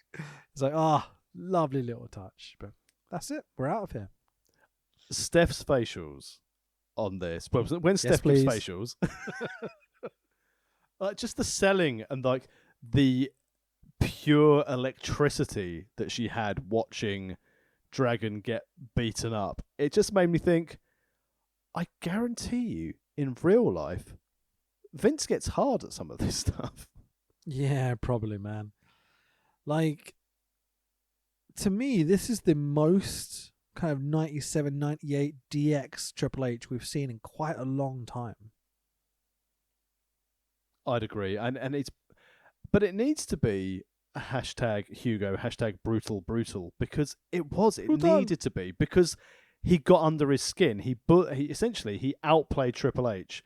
So this was important to rewrite the order of, literally like, authority for not trying to play a pun there. But Triple H needs to be the one, right, you've outwitted me, I will go one further. I'll come to the ring, I'll make it look like me and Steph are falling out. And now, genuinely, after this match, you want to have our hero come back and beat Triple H. He beat the shit out of him. Yeah. It was unfair. He was handcuffed. He might have injured his shoulder. This, to me, is Triple H at his very best in terms of character. In that the character he's been playing on this run of shows up until now is corporate Triple H, who's very proper and is a company man. And then occasionally something will happen, like Steph getting hit with a chair by Orton or whatever it will be. And he'll flip a switch and you get to see a bit of the old Triple H and does a bit of the old grappling, Here, this is a dastardly setup so that he can legit beat the shit out of someone in a brutal way. And it does look brutal, like the chair shot while he's laying on the ring apron, where Dragon's head is up against the ring post. It looks horrific, and the reaction from the crowd is really big. And the way Dragon's selling this, like he's almost crying at times. Like it's big overselling, but in a perfect situation to do so.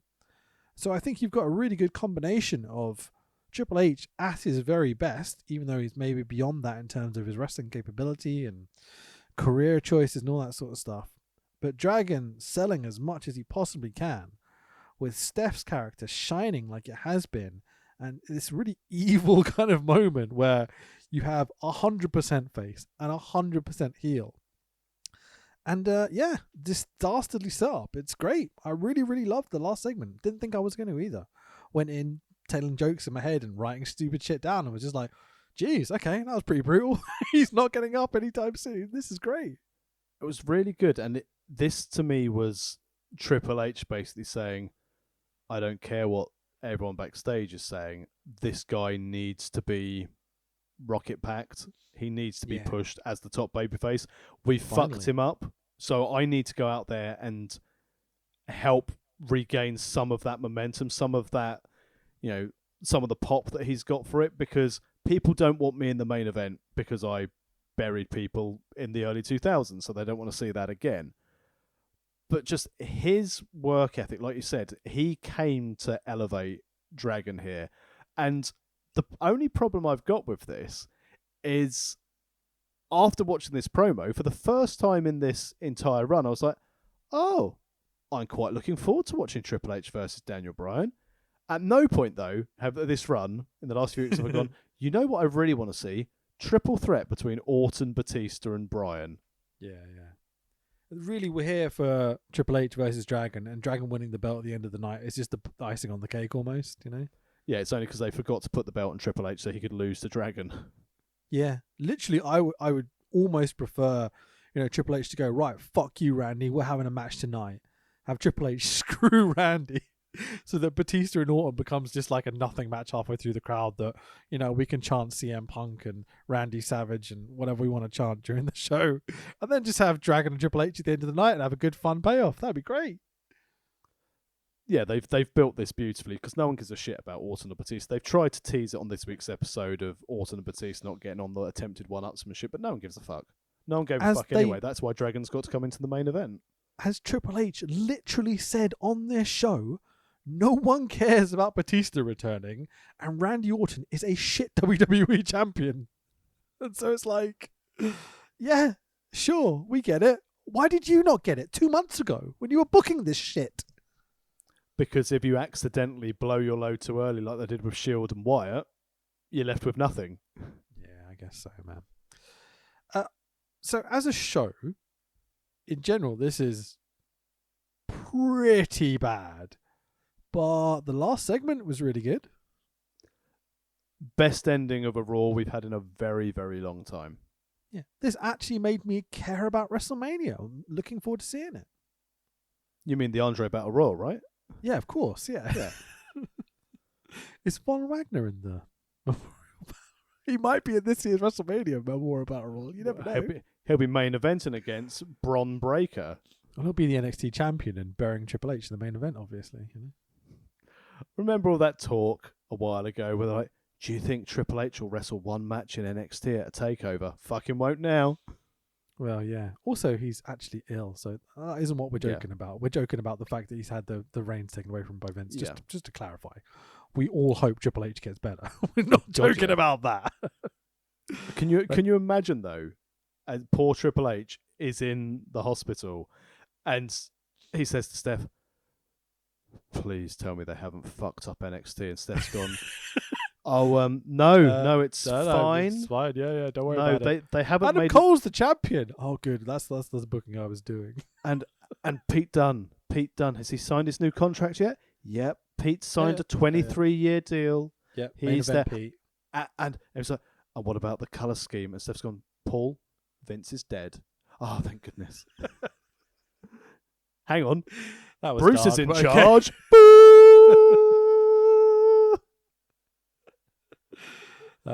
Fuck. How would you cornflake this show? Oh, sorry, go ahead. Just to throw it out there. Triple H, 98, favourite wrestler of all time. Love it. When he switched from tights to trunks, that's when you knew he was going into the main event. Yeah, sure. To me, SummerSlam 98, ladder match with The Rock, one of my favourite matches of all time. Pure storytelling. Barely a spot in there. Fucking awesome. Great match. Great in-ring psychology from both. And that's the thing. You know, we've said it about John Cena at this time. We saw it with Triple H in the early 2000s. The reason, unfortunately, these boys had to be burying people is because genuinely no one else at that time was good enough. Let's be honest. It's weird in that they probably are good enough. They just haven't built them, and they're just shitting on indie wrestlers, like because they're not bringing people in who know how to do wrestling in the ring and tell stories. They're just going, "You're muscly, you're tall. Here, have this contract." Deja vu. It's like they don't learn their fucking lessons, but it's what it is. Cornflake wise, let's go 2. Only because it's been slightly more enjoyable than all the other Raws I've watched recently, which I've 1 cornflake, so I am also going to 2 cornflake this, because opening Triple H, pretty good because he told the truth. Yep. Closing Triple H promo, very good. Jerry Lawler's internet history, always a highlight. Mm-hmm. Usos versus Real Americans was an okay tag match. That was fine. Yep, and they didn't wrestle the Real Americans, so that gets like half a cornflake straight away. to push it up for me. A bunch of the people that have been incredibly tedious to see wrestling over the last few weeks aren't on this show. Good video packages for both Brock Taker and for Bray Wyatt. Yep, absolutely. Yeah. But the 3 hours kills it. You could have condensed this down into an hour with a couple of filler matches, and you would have been fine. Yeah, the big thing that pushes this from 1 to 2 for me is the fact that Randy Orton actually decides to turn up to work as well, which is good. Yeah, Mania checks are coming. Yeah. Do you think we will hit a 3 cornflake Raw before WrestleMania? No chance. Really? Like that pessimistic? Just like, no, not a chance. There's no way in hell. I just can't see how I'd enjoy a 3-hour Raw. Yeah. Difficult, isn't it? Although the Slammies were good. All right, I think we'll call it a day. Thank you very much for listening, everyone. There seems to be a lot of you out there at the moment. So, yeah, we appreciate it. We know we joke about we don't care about you, but we do. We love you. We just don't care about your opinions. I care about your opinions about buying our T-shirts. So, best place to follow us is at World of Rest Pod on Twitter. Make sure you like us on there. Give us a follow. We will enjoy your stuff. Interact with us there. If you like what we do, like and subscribe on your podcast app of preference. All of our links can be found at worldofwrestlingpodcast.com. Hell yeah. I'm at Fanboy Rich. You can look at my shit on Wrestle Talk. Hooray. I'm at the Tex Williams, and I'm the #1 contender for the SCPW heavyweight title. Allegedly. Confirmed. Coach Wicked gave me the briefcase. As I mentioned on Twitter, at that Tex Williams, no one remembers that I won the 24/7 briefcase just before the pandemic hit. Yeah, I remember. I did. I definitely won it. Definitely, 100%. And Coach Wicked sent me a gift that he'd found the briefcase in the attic, so it must be true. Well, we've got some exciting stuff on the horizon, but we have 2 more weeks of Raw, I want to say. Let's just double check. So it's 17th. Yeah, we have the 24th of March, 2014 episode of Raw next week. We then have the 31st of March episode of Raw the week after. And then we are on to WrestleMania 30. And we finally get to end this fucking awful series of run. Thank you, everyone, for voting for this one. You've done us a great job. You never get to choose ever again. We are choosing what we're doing next time. But again, thank you for listening, everyone. And I wonder what will happen next week. Will they tape up the right shoulder of the American Dragon? Let's find out. Yeah, absolutely. All right. Goodbye, everyone. Love you. Bye-bye.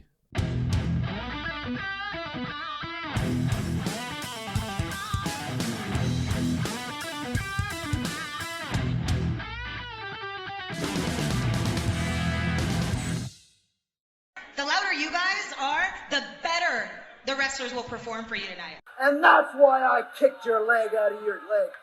We're tough. We can take it, baby. You got to penetrate in the back, baby. Oh, I can see what you're talking. Wait just a minute. Buena de